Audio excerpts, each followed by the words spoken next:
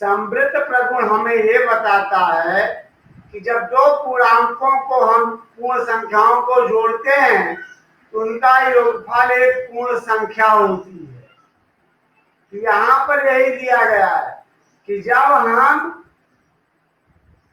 यहाँ दिया गया कि पूर्णांकों का योग एक पूर्णांक होता है, इसलिए ये समृद्ध प्रगुण जो है ये योग फल में कार्य करता है। आगे यहाँ देता देखो, ये समृद्ध प्रगुण व्यवकलन में, जो हम व्यवकलन पढ़ते हैं बेटा, व्यवकलन का अर्थ है घटाना। जिस 7 में से ऋण 9 घटाया गया, ऋण 2 आया, ये पूर्णांक है, यह पूर्णांक है। तो यहाँ पे ये भी समझाया गया है कि अगर पूर्णांकों को घटाया जाता है, व्यवकलन किया जाता है, तो ये समृद्ध होते हैं, अर्थात इनमें भी क्लोजर प्रॉपर्टी एक्टिव होती है। अर्थात जोड़ना और घटाना, इन दोनों प्रक्रियाओं में समृद्ध प्रगुण कार्य करता है। दूसरा यहाँ दिया गया क्रम विनिमय प्रगुण। क्रम विनिमय का अर्थ है संख्याओं या अंकों के क्रम बदलना। जैसे 3 धन 5 और 5 धन 3, दोनों प्रकार इनका योग 8 आ गया, दोनों प्रकार इनका योग 8 आ गया। कराइए सरल करो, 8 धन ऋण 9 या ऋण 9 धन ऋण 8, इनको जोड़ो, क्या करोगे, क्या समझ में आता है? तभी हम इसका विस्तृत अध्ययन करेंगे, लेकिन हमें यहाँ ध्यान देना है। ये जो हमारा क्रम विनिमय प्रगुण है, ये योग की प्रक्रिया में कार्य करता है, यह योग की प्रक्रिया में कार्य करता है। योग पूर्णांकों के लिए क्रम विनिमय होता है। तो हमें ये लाइन याद करनी है कि जो योग फल है वो पूर्णांकों के लिए क्रम विनिमय होता है। जैसे ये समझाया गया, देखो, लेकिन अगर व्यवकलन हो या घटाने की प्रक्रिया हो तो यह व्यवकलन पूर्णांकों के लिए क्रम विनिमय नियम नहीं है, अर्थात क्रम विनिमय नियम व्यवकलन में कार्य नहीं करता। अगला नियम है साहचर्य प्रगुण, एसोसिएटिव प्रॉपर्टी, यानी फ्रेंडशिप। अभी हम लोग स्कूल में रहते हैं, अपनी क्लास में रहते हैं यहाँ पर आज, लेकिन यहाँ हमारे लिए साहचर्य प्रगुण के लिए 3 पूर्णांकों का होना आवश्यक है। हमारे पास 3 पूर्णांक होना, जैसे ये देखो 3 पूर्णांक और ये 3 पूर्णांक। यहाँ पर जो ब्रैकेट दिया गया है ये साहचर्यता की पहचान है, अर्थात जैसे इन दोनों में बड़ा ब्रैकेट दिया गया है, इन दोनों में साहचर्यता है। अगले में देखो यहाँ पर पहले और दूसरे में साहचर्यता दे दी गई। तो यहाँ पर यह कहता है कि गणित में जो हमारी साहचर्यता प्रगुण है, या हम लोग अपने डेली लाइफ में देखें, अगर हम 2-3 भाई बहन हैं तो ऐसा होता है कि 2 भाई बहन में एक दिन बहुत अच्छी दोस्ती हो जाती है और तीसरा अलग रहता है, लेकिन कुछ घटनाक्रम ऐसे होता है, चाहे उसी दिन या दूसरे दिन, जिन पहले 2 भाई बहनों में दोस्ती थी उनमें कुछ मनमुटाव हो जाता है, और जो इसके पहले अकेले था वो उसकी किसी के साथ दोस्ती हो जाती है, और पहले वाले 2 में से एक अलग हो जाता है। ऐसी स्थिति जब बनती है तो हम उसे साहचर्य प्रगुण कहते हैं, हम उसे फिर साहचर्य प्रगुण कहते हैं। और ये जो हमारे ब्रैकेट हैं ये साक्षरता को परिभाषित करते हैं। जैसे यहाँ पहले ए अकेला है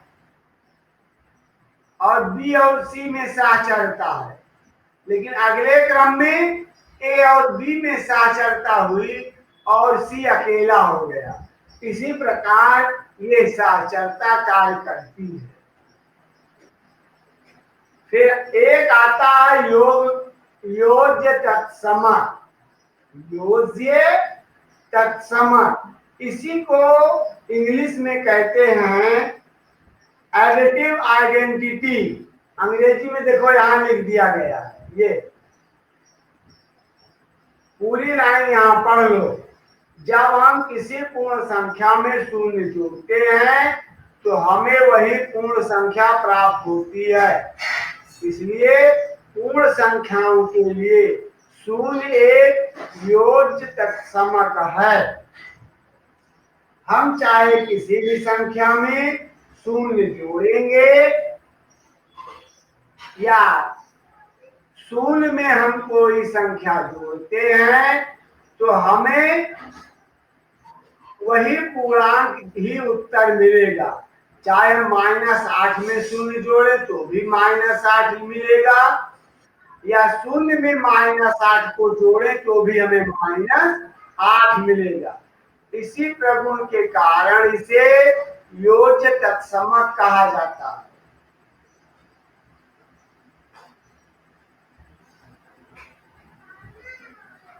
फिर यहाँ पर तुम्हारे लिए छोटे छोटे प्रश्न हैं। ऐसा पूर्णांक युग्म लिखिए जिसके योग से हमें निम्नलिखित प्राप्त होता है। एक पूर्णांक मिलेगा, अगर हमें एक ऋण पूर्णांक मिलता है योगफल के पूर्ण, तो उसमें एक धनात्मक होगा और एक ऋणात्मक होगा, जिसमें ऋणात्मक का मान अधिक होगा। तब हमें ऋणात्मक पूर्णांक उत्तर के रूप में मिलेगा। शून्य कब मिलेगा? जब दोनों समान विपरीत पूर्णांक होंगे तब उनका योगफल हमें शून्य मिलेंगे। दोनों पूर्णांकों से छोटा पूर्णांक मिलेगा। इस स्थिति में हम ऐसी संख्या लेंगे धनात्मक और एक ऋणात्मक। ये छोटे छोटे यहाँ पर प्रश्न हैं और हमें इन्हें ध्यान देना। दोनों पूर्णांकों से बड़ा पूर्णांक, इस प्रकार ये हमारे प्रश्न है तो ट्राई या प्रयास करने के लिए, और फिर इन्हीं के आधार पर 1.2 में हमारे लिए प्रश्न है। एक ऐसा पूर्णांक युग्म लिखिए जिसका योग ऋण 7 है, अंतर ऋण 10 है और योग 0 है। तो 3 स्थितियां हैं। ये हमें इन्हीं प्रगुणों को याद करना है और प्रगुणों के आधार पर ही हम इन्हें प्रमाणित कर सकते हैं। अगर हमें प्रगुण नहीं याद हैं तो हम इनको सरल नहीं कर सकते। तो चलिए अब हम इन प्रगुणों का सहयोग करके इनको हम सरल करते हैं। जैसे जो हमारी एक्सरसाइज 1.2 है, 2 पूर्णांक युग्म। पूर्णांक युग्म का अर्थ है 2 पूर्णांक। पूर्णांक युग्म जो हिंदी का पद युग्म है, ये 2 पूर्णांकों के लिए प्रयोग होता है। पहली कंडीशन है योग ऋण 7, योग बराबर ऋण 7। तो अब ये ऋण 7 हमें किन परिस्थितियों में मिलेगा? अगर हम यहाँ लिखते हैं, हमारे पास 2 पूर्णांक हैं a और प्लस b, और इनका मान अगर ऋण 7 है तो हम इनके बारे में लिख सकते हैं कि ये ऋण 4 प्लस ऋण 3 ये भी 7 होगा। इस प्रकार हम अनेकों संख्याएं बना सकते हैं जिन पर जैसे ऋण 3 और ऋण 4 इनका योग 7 होगा। अगर हम ऋण 6 ऋण 1 लिखकर एडिशन करें तो भी इनका योग 7 होगा।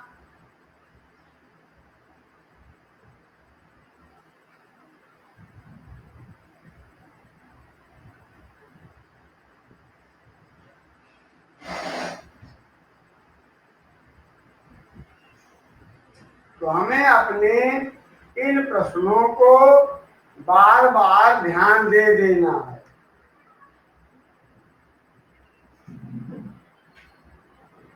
और भी संख्याएं हम अपने ढंग से बना सकते हैं, जैसे ऋण 2 धन ऋण 5 तो भी इनका योग 7 होगा। यहाँ पर ऐसा कुछ नहीं है, हम इन्हें इस क्रम में लिख सकते हैं।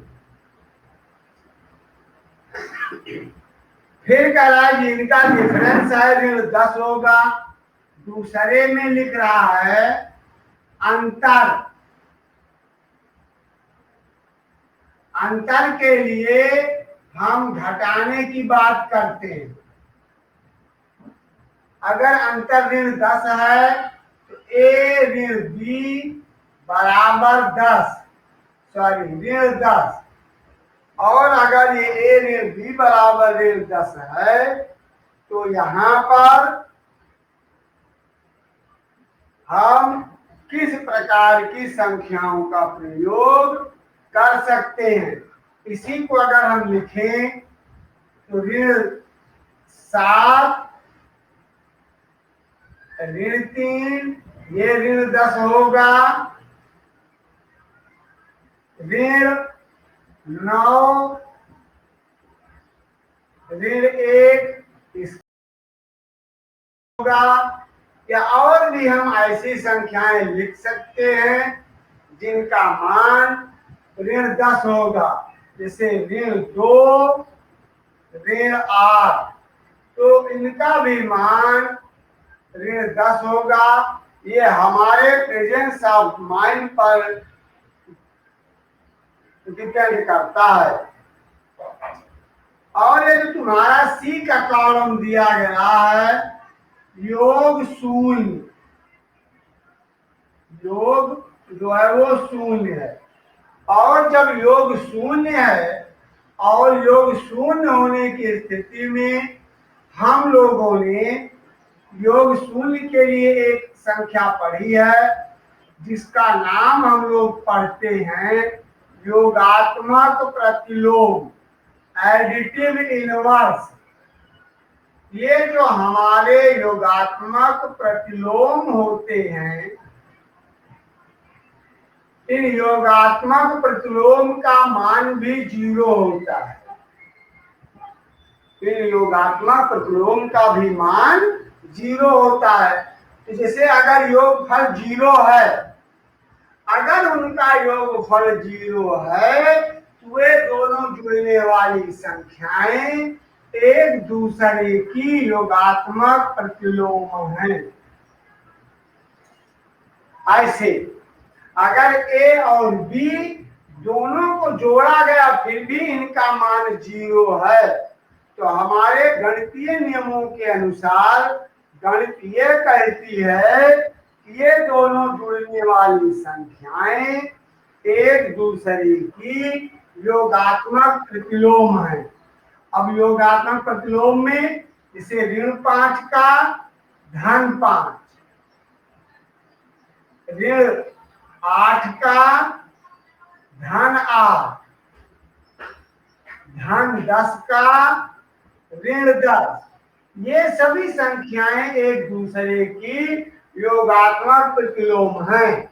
और जब भी इन्हें जोड़ोगे, जब भी इनको प्लस करोगे, चाहे ये छोटी संख्या हो और चाहे बड़ी संख्या हो। जब भी तुम इन्हें सरल करने की ट्राई करोगे या जोड़ोगे, तब ये जोड़ने पर अपना मान शून्य ही देंगी, क्योंकि ये +5 को -5 को +5 में जोड़ा जाएगा, तो जोड़ने के फलस्वरूप विपरीत पूर्णांक घट जाएंगे, तो 5 से 5 घटेगा 0। इसी क्रम में इनका मान हमेशा 0 मिलता रहेगा। इस क्रम में इनका मान हमेशा 0 मिलता रहेगा।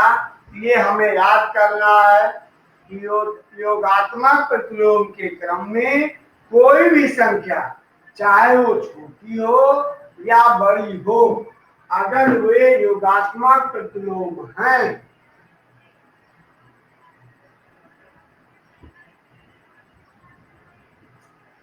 तो उनका मान हमेशा योग के रूप में 0 होगा, क्योंकि वे संख्याएं एक दूसरे की योगात्मक प्रतिलोम होंगी।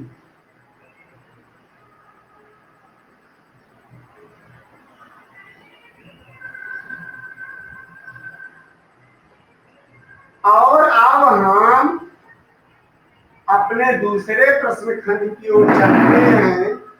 यहाँ पर हमें केवल कंडीशन दे रहा है। उन कंडीशन के आधार पर हमें अपने अध्ययन को ध्यान देना है। कह रहा है एक ऐसा ऋणात्मक पूर्णांक योगी, क्या लिखना है? ऋणात्मक पूर्णांक युग्म, ऋणात्मक पूर्णांक युग्म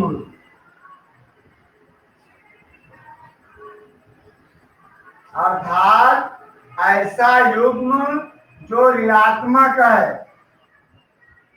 जैसे अगर -a है तो दूसरा -b है। ये दो पूर्णांक युग्म हैं जो निगेटिव हैं, लेकिन जिनका अंतर 1, यहाँ पर जो लिखा गया है अंतर का मान 8 है। अंतर का मान 8।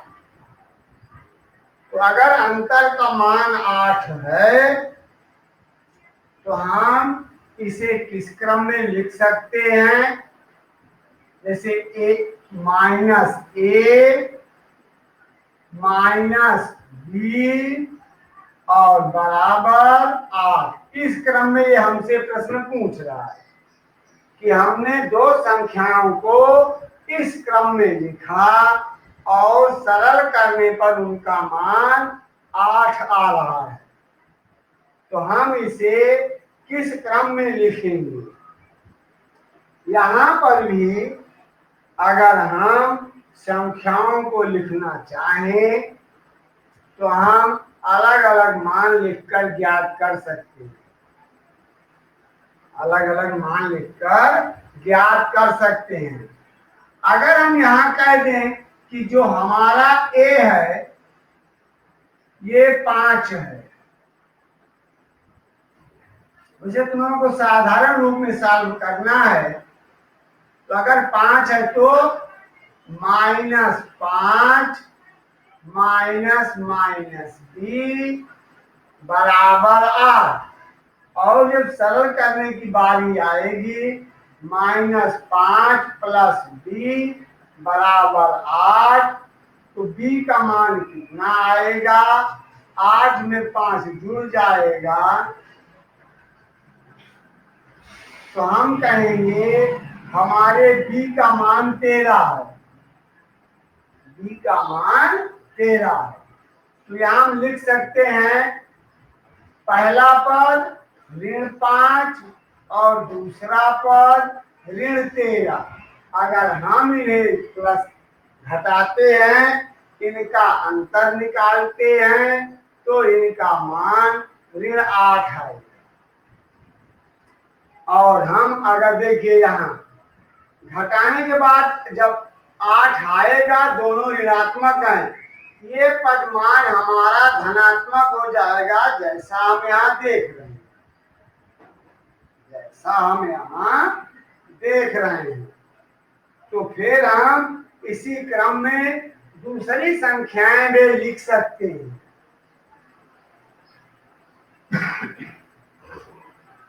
जैसे 8 है, अगर हम 8 को ही आधार ले लें तो 8 के लिए अगर हमारे पास A5 है और दूसरे पद में A का मान 3 है, तो हमारे B का मान होगा 11। B का मान क्या होगा? 11।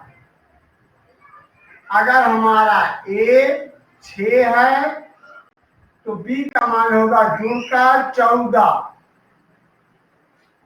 अर्थात -6 और -14। ऐसी संख्याएं जब हम देखेंगे, गणना करेंगे, तो वे हमेशा 8 के अंतर में हमें प्राप्त होंगी।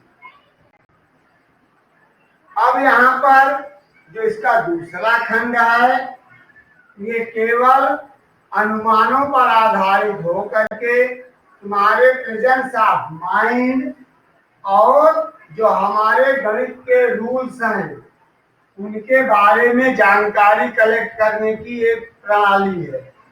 क्लास बी में एक ऋणात्मक पूर्णांक है और एक धनात्मक पूर्णांक जिनका योग ऋण 5 है। बी में करा एक पॉजिटिव है, जैसे ए पॉजिटिव है तो बी निगेटिव है, लेकिन इनका जो योग है वो ऋण 5 है। इनका योग कितना है? ऋण 5 है। तो अगर ये योग ऋण 5 शो कर रहा है तो ये समझ लेना कि तुम्हारा ऋणात्मक पदमान अधिक है, तुम्हारा ऋणात्मक पदमान अधिक है। तो अगर हम यहाँ पर A को 5 लिख लें तो B को अगर हम कहेंगे तो B हमारा ऋण 10 होगा, ऋण 10 होगा। अगर A हमारा 1 है तो B हमारा ऋण 6 होगा। प्रत्येक स्थितियों में चूंकि योग हर ऋण 5 है, इसलिए हमारा ऋणात्मक पदमान हमेशा अधिक होगा। अगर यहाँ कोई लिखता है कि A का मान 4 है तो B का मान ऋण 9 होगा। इन स्थितियों में हम जिन भी पदों को जोड़ेंगे सबके हल में हमको ऋण 5 ही मिलेगा।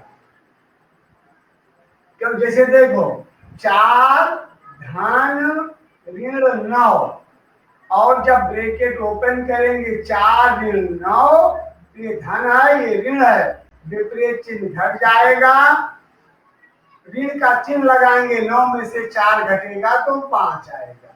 ये प्रक्रिया हम प्रत्येक प्रश्न के साथ दोहराएंगे तो हमें ऐसे ही अंक मिलते रहेंगे। और इसी को दूसरे ढंग से तुम्हारे सी में लिखा गया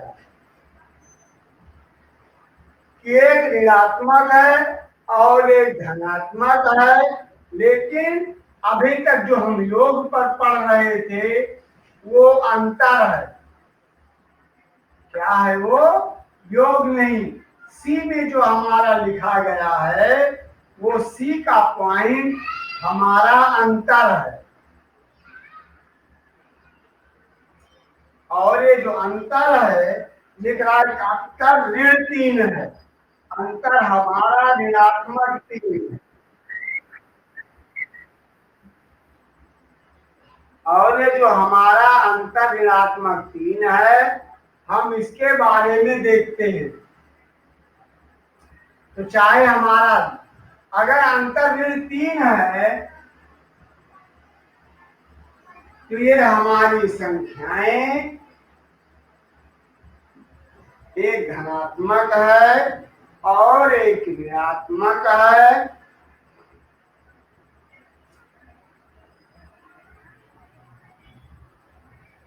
तो यहाँ पर हम अगर सरल करना चाहें तो ये ए को अगर हम 1 लिख लें, बी को -2 लिख लें और अंतर निकालेंगे तो -2 -1 तो भी हमें -3 मिलेगा।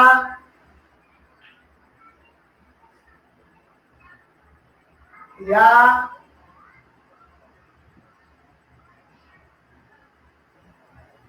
-5 और ये -2 अगर हम इसका अंतर निकालेंगे तो भी हमें -3 मिलेगा।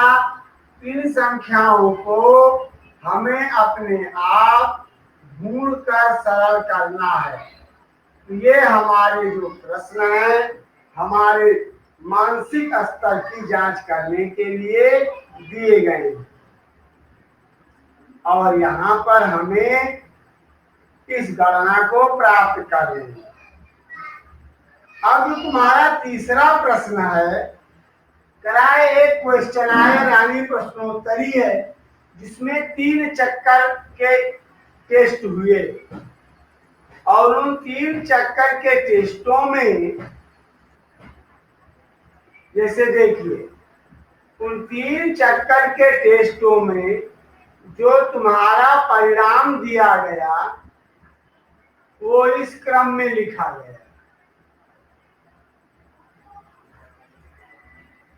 ये देखिए इसमें एक टीम ए है, उसने पहले में 40 दूसरे में 10 और तीसरे में 0 अंक प्राप्त किया। और जो बी टीम है उसने पहले में 10 दूसरे में 0 और तीसरे में 40 अंक प्राप्त किया। करा इनमें किस टीम ने अधिक अंक प्राप्त किए। यहाँ टीम वाइज हम अंकों का योगफल ज्ञात करेंगे। जैसे टीम ए में -40 धन 10 धन 0 तीनों जोड़ लेंगे। टीम बी में भी 10 धन 0 धन -40 जोड़ लेंगे। किस टीम ने अधिक अंक प्राप्त किया ये तुम्हें जोड़ने पर प्राप्त होगा। और अगले खंड में पूछ रहा क्या हम कह सकते हैं कि पूर्णांकों को किसी भी क्रम में जोड़ा जा सकता है। लिख देंगे हाँ, पूर्णांक योग में क्रम विनिमय नियम का पालन करते हैं और हम इन्हें किसी भी क्रम में जोड़ सकते हैं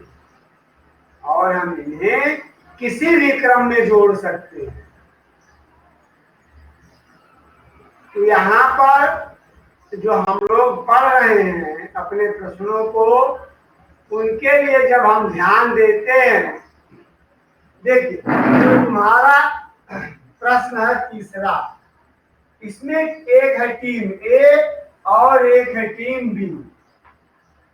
टीम ए तीसरे प्रश्न, टीम ए ने पहले में लिया 40 दूसरे में 10 और तीसरे में 0 और जो टीम बी है उसने पहले में लिया 10 दूसरे में 0 और तीसरे में 40।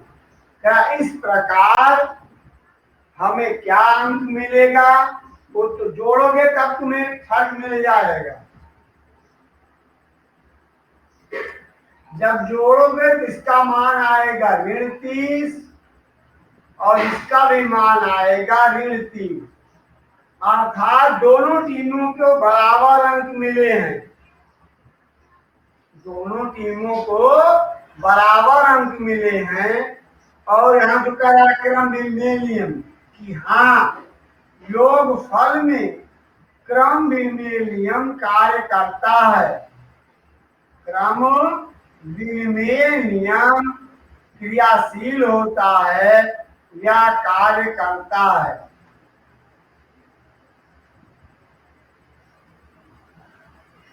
ये कार्य करता है, इसलिए हम अपने इन नियमों को यहाँ गणना से प्राप्त कर लेते हैं। अब यहाँ देखो, जो चौथा प्रश्न है, क्या प्रश्नों की सत्यता को बनाने के लिए रिक्त स्थानों की पूर्ति कीजिए। अब जैसे ये जो तुम्हारा चौथा प्रश्न में 5 लिखा गया है, ये सब नियमों पर आधारित है। जैसे अभी देखो, हम तुम्हें पहला खंड बता रहे हैं। पहले में है ऋण 5 धन ऋण 8 बराबर ऋण 8 धन। अब यहाँ पर क्या लिखा जाए कि ये मान बराबर है।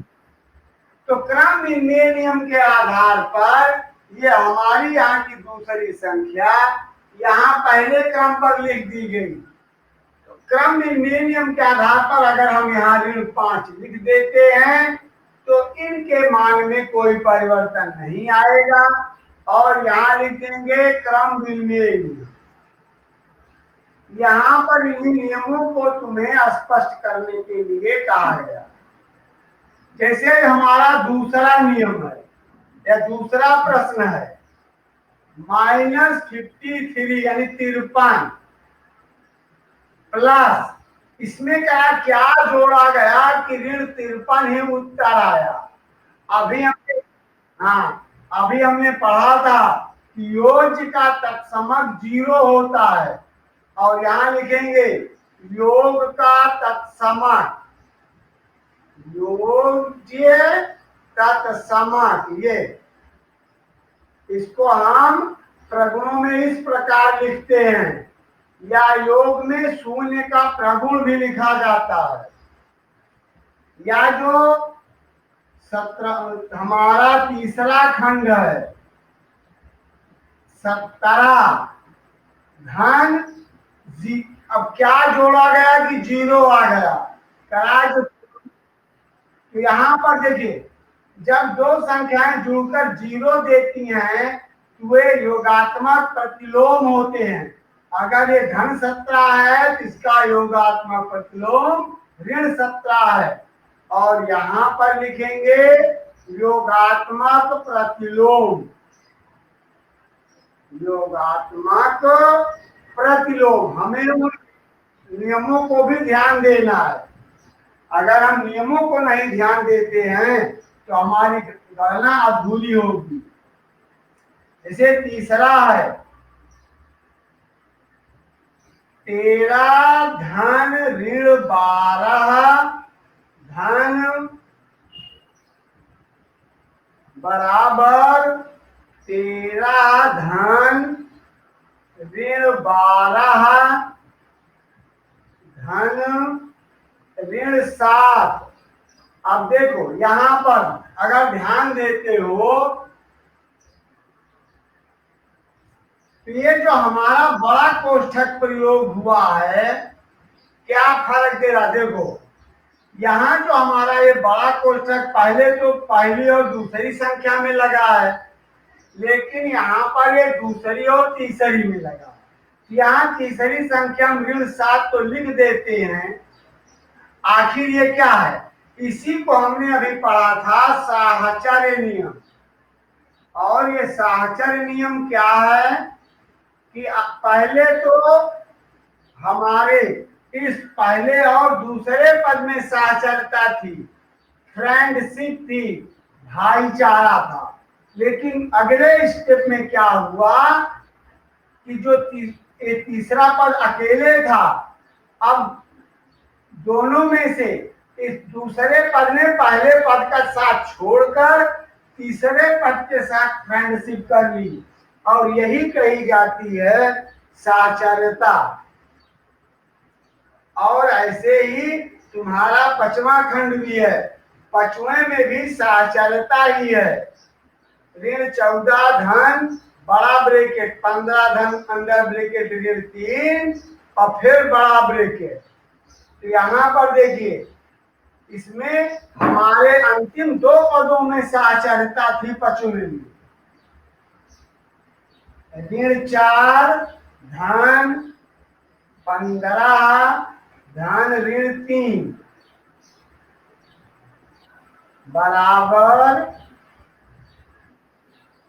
ऋण 4 धन 15 ब्रैकेट बांध और धन के बाद ये पद खाली कर दिया गया। अभी यहाँ देखो, अब यहाँ पहले के अंतिम 2 पदों में दिया था, दूसरे और तीसरे पद में सा चलता है, ये पहला पद हमारा अकेला है। लेकिन अगले स्टेप में क्या हुआ, यहाँ पहले और दूसरे पद में सा चर्चा हो गई और यहाँ तीसरा पद अकेला हो जाएगा ऋण 3। ये भी साचर नियम के फलस्वरूप हमें यहाँ पर समझाया गया है। तो हमें अपने इन गणितीय नियमों को, जो हमारे समृद्ध प्रगुण हैं, जो क्रम विनिमय प्रगुण हैं, जो साचर्य प्रगुण हैं, हमें इनके बारे में